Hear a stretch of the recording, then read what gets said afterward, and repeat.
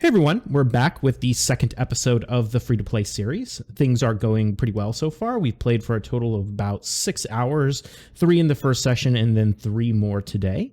Over the course of this session, we mostly focused on completing the storyline of Calpheon, and I wanted to talk to you a little bit about that later on. However, before we do that, I thought I would make you aware that there is another code for free stuff, that one being 2021 Season is Here. This code will provide you with 1,000 free armor and weapon novice blackstones. These blackstones are used to enhance the Naru gear, which is the gear you get from the quests early on and is sort of the first gear you actually start to work on in the game. I also figured I'd go ahead and show a highlight of our little mini enhancing session with these stones, so I'll go ahead and inject that part of the VOD here in this video. However, before we jump into that, I did want to mention that we released that video yesterday of the first free-to-play series where I was complaining about the clunky movement of the Corsair and other new classes that have been released since Archer.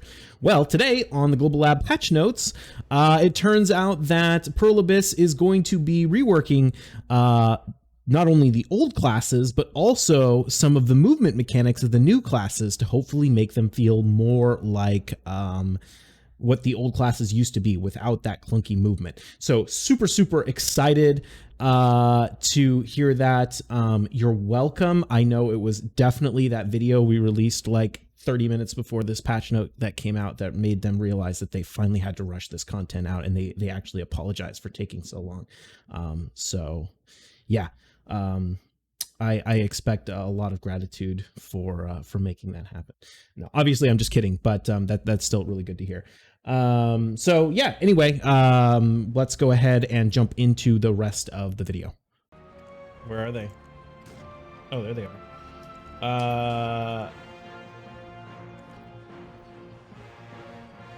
Where do I exchange these for more Naru gear? Serenity main quest line, Crow Merchant, Chief Manager, Hugar in major cities. Okay.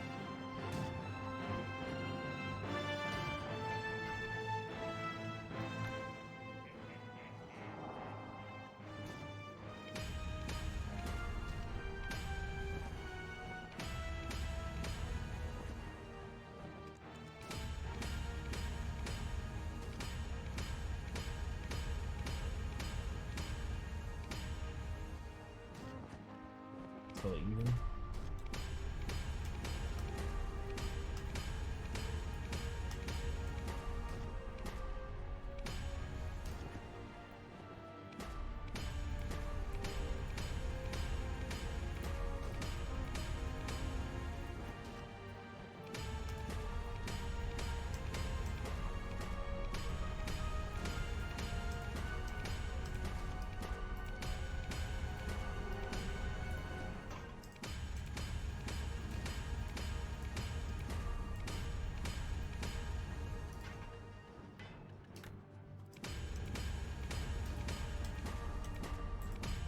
You won't need more gear. I was even able to get like 30 pen items with one set.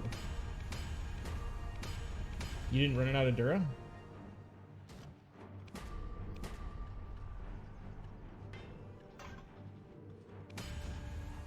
Oh, does it only lose 1 Dura when it fails? What the fuck?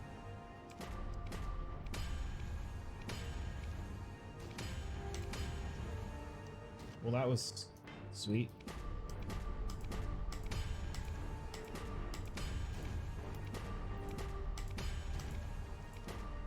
You need a special kind of RNG to get wrecked on Naru gear.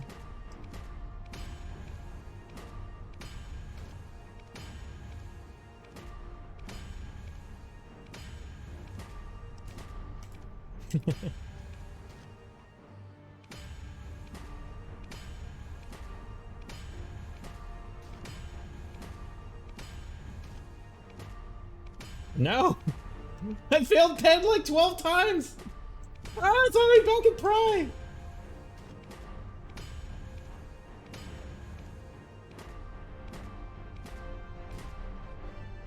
Shit!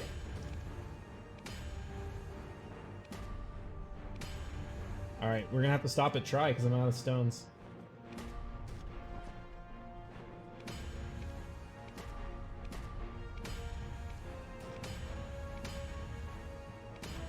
Oh yeah. All right, got a pen. Another pen. Have to build a stack for that pen.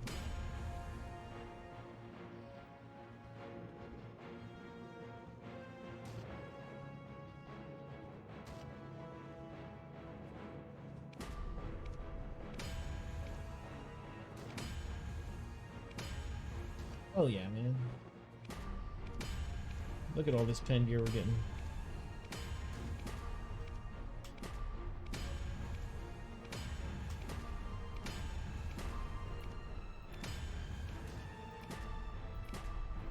No!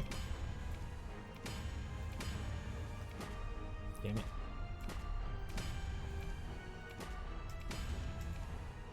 Alright, we're not gonna have enough stones. We're gonna stop at set.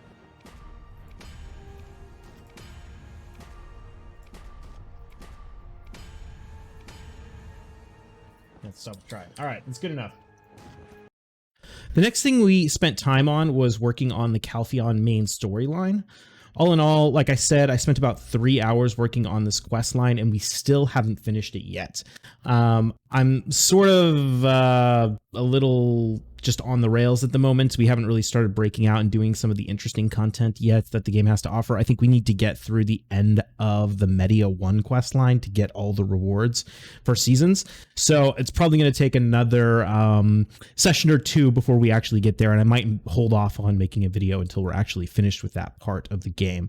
But I did want to take a second to talk about questing in this game and talk about the main storyline and why I don't think you should feel bad about spending a decent bit of time on these quests.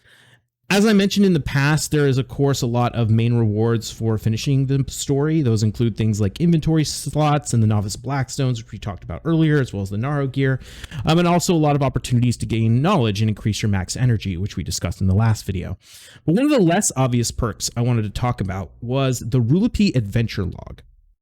If you're unfamiliar with the adventure logs, these are a set of special missions within the game that can have some very strong rewards associated with them, including, in some cases, things like permanent and AP DP buffs for your whole account. That is, every character on your account. They also oftentimes give things like bonus health and other sort of minor stats, such as stamina and things like that. However, the Rulupee Adventure Log is something a little different. It provides an opportunity to permanently increase the fail stacks on your account. If you're new to the game, we haven't really talked much about enhancing and fail stacks in this series yet, but hopefully you're at least a little familiar with that. If not, maybe this will make sense to you later. But what these additional fail stacks will do is permanently increase your odds of successfully enhancing your gear. And furthermore, they stack on top of things like the Advice of Valks that Prohibists love to give out. So you might be given, say, a 35 stack, but if you've maxed out your Rulupee Adventure Log, you would get a +5 bonus on top of that, instead getting a 40 stack, which is significantly more valuable than a 35, as it starts to be really difficult to push stacks as you get higher and higher, and that's a great stack for a duo accessory. So you get a lot of permanent rewards from things like that, and you also get a number of large Advice of Valks for completing the different checkpoints of the Adventure Log. The most notable being the 300 stack you get for the very last reward. Unfortunately, these requirements for finishing the Rulupee Adventure Log are rather large, and what you need to do is complete a high number of total quests. The first reward is given out at 1,000 quests, the second at 4,000, third at around 9,000, fourth at around 19,000, and finally the fifth at 30,000. So that is a lot of questing. It's actually something I've completed on my main account. It was one of the big achievements I worked really hard to do. It took me hundreds of hours to get to the 30K, but it has been some of the most rewarding thing I've ever done because of how much enhancing I do. Now, granted, I do a lot of enhancing for profit, which is probably not something that most people are going to be really accessing, but it's still a really nice bonus for the average player as well, especially if you're getting up into the sort of easy ones like the 1K and the 4K. As I mentioned before, you get basically one fail stack for each one of these different brackets, and you get a 300 stack for the very last one, which is actually the stack I used to make my Pen Deboreka, which was obviously a very, expensive and difficult item to try and get. Well, I one-tapped it, but that was very RNG carried. You want to use a really, really high stack on an item like that because it's such a long grind to get all the bases most of the time. So doing something like getting a 300 stack can really help with that. So the reason I mention all this is because if you're new and you're sitting here going through all the quests, it may feel like sort of a waste of time, especially if you're looking at other players who just sort of power level themselves past all the questing and skipped it and jumped all the way to 60 and are starting to grind up skill points and things. You might feel like you're actually falling behind, but the reality is, BDO, again, it's a marathon, not a sprint. The slow and steady method of plugging through the main storyline will pay off in the long run if you choose to do it. Now, if you really hate it, you don't have to. You can certainly just power level and try and skip it, and you'll miss out on some of the rewards, but it's not the end of the world to do that. So don't feel like you have to do the storyline, but you definitely shouldn't feel like you're falling behind because you're doing it, because it will have long-term benefits. And that's sort of what I wanted to make clear by pointing out the Rulupee stuff. So that's all I have for this episode. It's pretty short because I'm not sure what to do other than talk about like, hey, we did lots and lots of quests and it took a long time. So I might hold off on making another video until after we finish the questing and can start moving on to some of the other things in the game. Particularly what I want to talk about is some of the different strategies I want to use to make money as a new player. So maybe we'll hold off for a few more days before we make the next video. But that's where we're at right now. I hope you guys are having a good day, and I will see you in the next video. Cheers.